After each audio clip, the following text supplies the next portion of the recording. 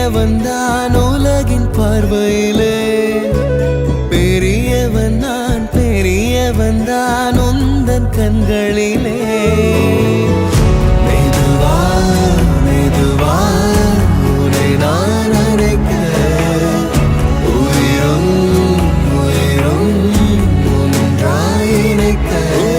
சித்திரை நீ செந்தமிழ் நீ வார்த்தைகள் இல்லையே அழைக்க, சூரியன் நீ விண்வெளி நீ